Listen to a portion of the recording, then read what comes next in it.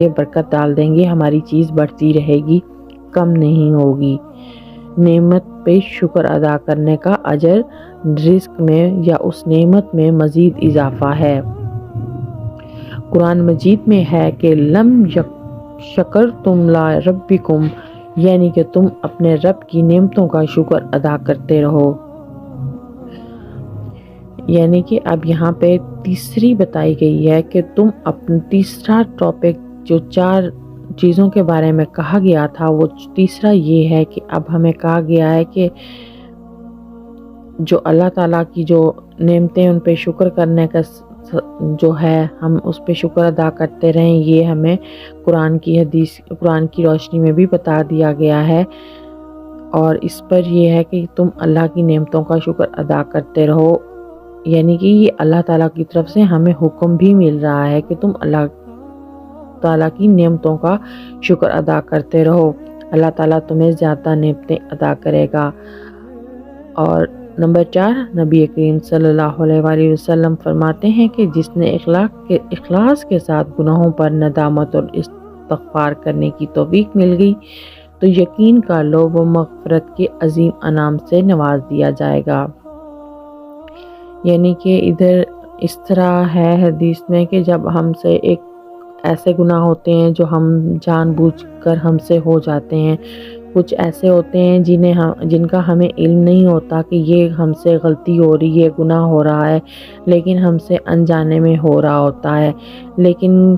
کچھ ایسے ہوتے ہیں کہ جن میں ہمیں ندامت ہوتی ہے، ہمیں احساس ہو جاتا ہے کہ یہ ہم نے غلطی کی ہے۔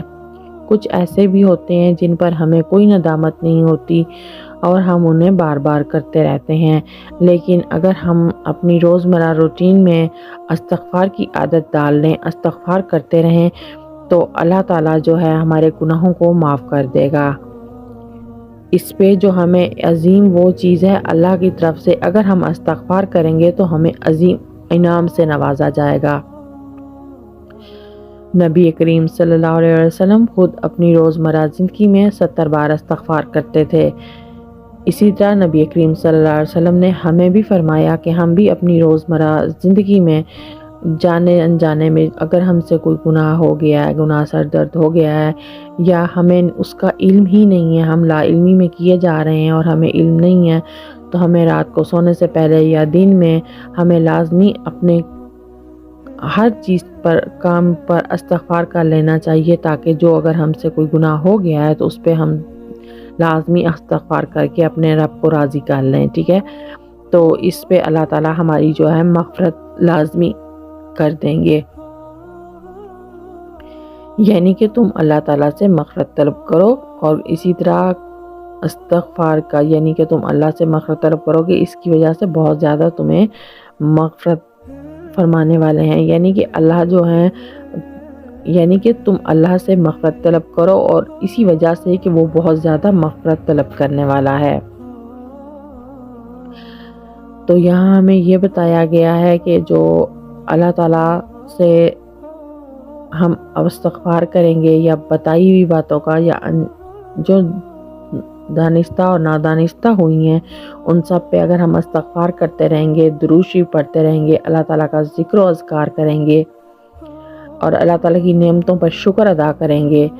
یعنی کہ پہلا تھا کہ اگر ہم اللہ تعالیٰ کے رزق کی جو نعمتیں دی ہیں اس پر ہم شکر ادا کریں گے تو اللہ اس پہ اضافہ کر دیں گے، اور جو ہم نے دوسرا یہ تھا کہ اگر ہم شکر ادا کرتے ہیں، دوسرا ہم استغفار کریں، اگر ہم سے کوئی جانے انجانے میں کوئی غلطی ہو گئی ہے تو ہم اس پر استغفار کر لیں۔ اس طرح جو ہے ہمارے گناہوں میں کمی ہوتی رہے گی، اللہ تعالیٰ ہمارے گناہوں کو معاف کر دیں گے۔ اور ہمیں جو اگر ہم اللہ تعالیٰ سے دعا کر رہے ہیں تو وہ دعا ہمیں اللہ نے ہمیں دعا کرنے کی توفیق دے دی ہے، تو وہ اللہ ہماری دعا کو ضرور قبول فرمائیں گے۔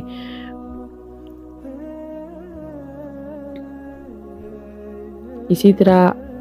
آپ ہمارے چینل کے ساتھ جڑے رہیں، ہمارا یوٹیوب چینل وظائف کی دنیا کو ویلکم کر دیں